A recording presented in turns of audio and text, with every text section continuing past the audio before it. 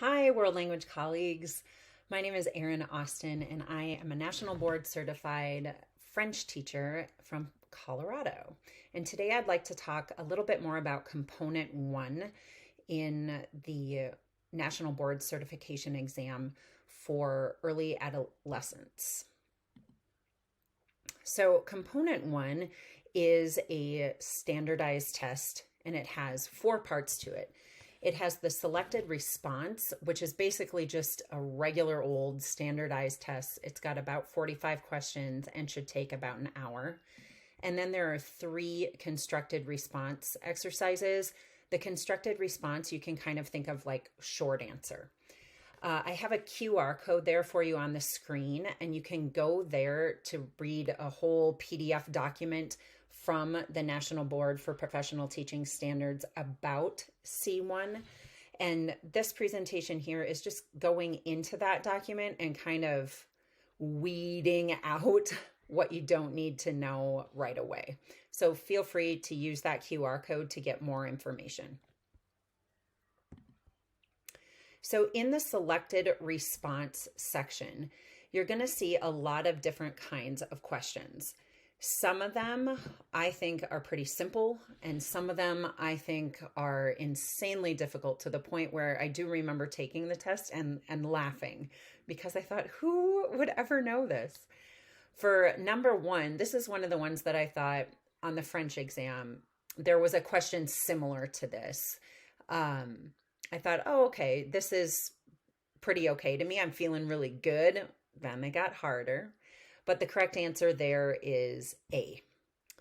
And there is another question. This is a sample that the National Board provided, just like the French one. This one's for Spanish. The answer here is C. Here is a French one. This is an example of one of the French sample questions that I thought, wow, okay, that's pretty specific. And I assume that the Spanish test has that as well. The answer here is D. And then here's another example that the National Board provided of something that could appear on the Spanish test.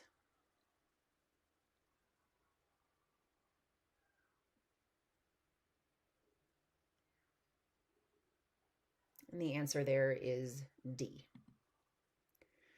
So on the selected response questions, I personally think it's really difficult to study for this section, and I think it's okay if you don't study. I personally didn't study for this section at all. I didn't brush up on grammatical topics. I didn't brush up on anything that had to do with pronunciation because I thought it really is so vast what they could ask about. I felt like I would be wasting my time even trying to think of what they could ask. So just remember, there's a variety of difficulty. Some questions are going to feel really simple. Some might be laughably difficult. And that's by design. So when you go into it and you hit one of those ones that's really difficult, just think, okay, I knew this was coming. It's all right. It's not just me. It's everybody. There is also a variety of cultures included in the questions. So you might be really familiar with the culture of one specific country in your target language, but just be aware that there are going to be specific questions on countries that you maybe aren't super familiar with. So moving on, the constructed response exercises. So short answer. These are each about 30 minutes apiece. And this was the part of the test that I think you really can study for, and the part of the test that I personally just really enjoyed. I found it fun. So exercise number 1 is all about language acquisition. They are going to give you a piece of fake student work, and you're going to look at it and look for what you think would be a significant error. Now, this student work is going to be written. It is not going to be audio. So just know that it'll be a written error.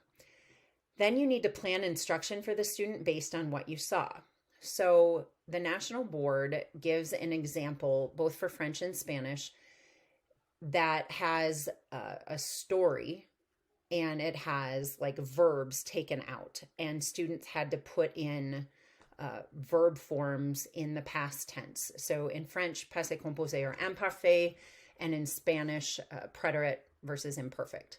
So you're looking at the errors that the student made and determining where might those errors come from and what kind of patterns are you seeing.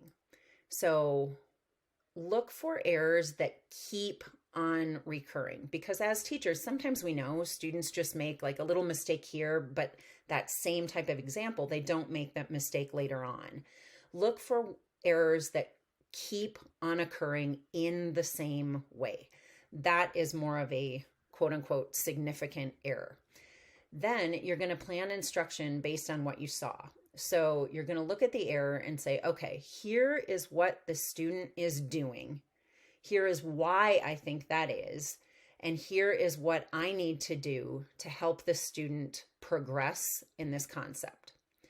So this is a little bit about the scoring. So if you look at that center section, the criteria for scoring, you need an accurate description of the error. You need an explanation about the error and how it corresponds to what's typical in the development. So you may, for example, let's say as a French teacher, I look at something, it's a story in passé composé imparfait, and it might not be on your test. I'm just using that as an example. And there's an error that keeps on coming up. Like I actually speak some Spanish, so I know, I'm seeing some Spanish infiltrating this student's French. So that might be something you want to talk about, that this is a common error that comes up when you have students who are multilingual, adding on a new language, and it's a different previous language that is coming in. That's just an example. And you might then finish off with an explanation of what you want to do as the teacher to help that particular student ameliorate that error. So it might be activities that you do in class. It might be speaking, it might be reading, it might be listening, it might be writing, it might be all of the above. You also want to think about, is this error something that other students are doing as well? So that would call for more whole group instruction. But if this is an error that you're like, wow, I don't see this error very much, it might be specific to this student, maybe that calls for some one-on-one instruction. The key in the rubric, and I'll bring this up over and over, is you have to show clear, consistent, and convincing evidence that you are meeting those criteria. So as you write, think, am I being clear? Am I being consistent in my response? And is this convincing that I know what I'm talking about? Exercise number 2 is less of your knowledge of language acquisition and more of your knowledge of culture. So on all of these constructed responses, you will be writing in English. So here you'll analyze a cultural topic and its significance. It will somehow, the topic will relate to either a product, a practice, or a perspective of a target language culture. And it's going to include things like social, historical, political, economic, intellectual, artistic, scientific, or geographic perspectives. So it's pretty broad. Here, this is what the National Board gives about criteria for scoring. You want to give an accurate description and context of a cultural topic. You need an insightful, again, explanation of how that topic is identified and has influenced the culture of the target language speaking world, and an in-depth analysis of the significance. So then when you get to what the actual question could look like, this is an example that National Board gave on their website. And this I took right from the document that was in the QR code. So this is pretty broad and it's pretty open. When you get to your actual test, it might be worded differently, but it's still going to be about culture. So again, you have to show clear, consistent, and convincing evidence that you are meeting the criteria. So what I did is prior to the test, I thought, okay, I want to study up on 3 things that I know a little bit about, that I could talk about, that I could write about, so that when I get to the test and I see the specific question I'm given, one of those topics is going to pop out to me as the one that I should really go with and write about. So here's what I studied. I chose Versailles, the St. Lawrence River, and Montmartre. So Versailles, I wrote some notes and I was like, okay, let's start here. Versailles is a UNESCO World Heritage Site. That's a big deal. It's about 20 kilometers from Paris. It's on the Ile-de-France. Versailles, the palace, was designed by Philibert Le Roy, and then Le Vau, Le Nôtre, and Le Brun. Louis XIV used them to greatly expand the palace when he moved the court there in 1682. And Louis XIV also wanted to distance himself from the nobility in Paris. In 1789, Louis XVI and his family were forced to move to Paris. 1789 was also really the start of the French Revolution, so that's a big deal historically. The Treaty of Versailles came about in 1871. It ended the Franco-Prussian War, and parts of Alsace-Lorraine then went to Germany. So I thought, oh, that's really good, because then we can bring in another country, talk about the historical significance there. And then the 1919 Treaty of Versailles ended World War I. So Germany versus the Allies. And I thought, okay, that's bringing in really global significance, whereas the 1871 Treaty of Versailles was more European significance. And then in the 1919 Treaty of Versailles, Alsace-Lorraine went back to France. So that to me is bringing in different countries, both in the same continent and global. It's bringing in historical significance. I happen to have a dual certification in art, so there are some things that I could talk about there with art. Then I thought, well, I need something that's North American. I am American. I want to bring in some North American history and show that I know a little bit about that. And I thought the St. Lawrence River is really a big deal because it connects the Great Lakes to the Atlantic. So it's really strategically placed. I thought that the St. Lawrence can really bring in Quebec and the province of Ontario as well. The river is about 3,000 kilometers.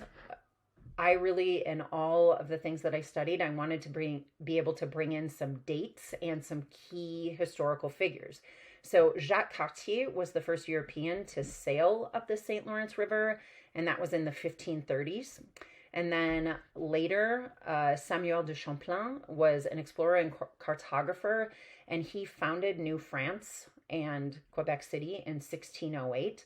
So now we're bringing in France coming to North America and establishing some relationships there. And then the Brits wanted control of the St. Lawrence River and the area that was Acadia. So that led to the 7 Years' War in 1756 and 1763. I happen to read in my French 3 class, I read Au revoir l'Acadie. So I thought I can bring in some of that and how that led to essentially ethnic cleansing and the expulsion of the Acadians, which is part of why we have in the United States a lot of French speakers in Louisiana. So I can go talk about the Acadians and how that word started with Acadien and became Cajun, and how that influenced culture in the United States. The last one I studied was Montmartre. Montmartre is in the 18th arrondissement of Paris. It's on the right bank. And the end of the 19th century, start of the 20th century was really considered la belle époque in Paris. And Montmartre was really where artists just fled to. So French artists and artists from other parts of the world.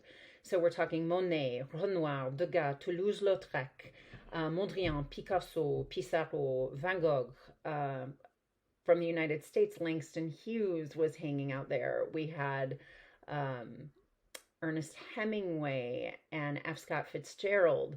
So I really liked using Montmartre because I thought, okay, this has a connection between literary art and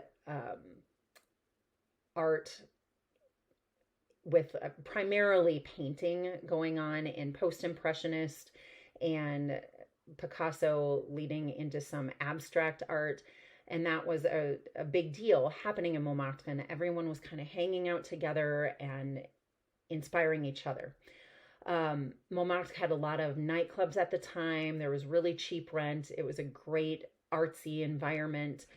And I thought that really brought in the arts. It brought in some North American figures, some cross-cultural pieces there. So those were the three things that I knew something about. But prior to my test, I went and studied. I wrote down notes. And that's what I recommend doing. So pick three things that you can intelligently talk about, that you have some background in, that you can throw out some historical dates, that you can throw out some key figures. And I really went into this thinking, how can I make cross-cultural connections? So I wanted to pick things that weren't just France, because I think for French teachers, that's pretty overdone. So I wanted to bring in things that that used other countries, other continents, showed really growth of the language and how that happened over time. The last piece of the constructed response section is your knowledge of language in general. So not so much language acquisition like exercise 1, but language in general. Again, you're writing this in English.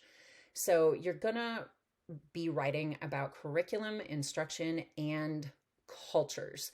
So that might be a target culture that you are most familiar with, or you might want to branch out, or you might want to include a couple. You're going to write roughly a week-long unit, and you're going to be collaborating with a teacher from another discipline. And this is all in theory, okay? So this is just like pretend collaboration. So here is an example given by the National Board. And what will happen is they will give you some sort of document. So maybe it's an advertisement, for example, in Spanish or in French, and you'll have to look at that document and think, okay, what is the main theme here? And what could I build a unit around given this particular document? Then you will be given instructions, something like this. This is an example given by the National Board, and you have to create a cross-curricular unit using the document that they give you. So again, maybe an advertisement, maybe it's a literary piece. Again, it's not going to be audio, so just know it'll be something that you can look at. There will be some visuals most likely and something to read. So again, you have to be showing that you are clear in what you're doing, you are consistent, and you are convincing that you can meet the criteria. So here is what I did. I looked at what they gave me and I thought, okay, here is the topic. What other discipline fits this? And I personally wanted to choose something that exists in my school, that exists in my context, so I can talk about it in a way that felt authentic to me. Then what I did was I outlined a 5-day plan. So 5 days is a week. And I actually think when I did my test, I went a little bit over that. And so what I thought about was what is happening in my classroom and what is happening in my co-teacher's classroom who is teaching in another discipline. And you really want to keep the students in mind. So I actually thought of a very specific class that I had, and I said, okay, I am going to do this unit in, I don't know what it was anymore, but let's just say it was French 2. These are the students that I have. These are their particular qualities. Here is where I think they're really going to shine, and here's where this might be a little bit difficult. Don't shy away from something that's difficult, because you want to be able to prove that you can have some things that are difficult and respond to it as a teacher, and that you know how to deal with that. You also want to keep standards in mind. This doesn't have to be at the forefront, I don't think, but what I did prior to the test was I went through some ACTFL standards, some state standards, the national board standards, and I thought, okay, what are the ones that are really easy for me? What are the ones that keep coming up and that I do just naturally? What do those standards look like? Then I picked just a couple of them and I thought, okay, I'm going to put these standards in. And doesn't need to be all of them by any means, but just being able to mention a couple of them and how it informs my instruction, I think was important.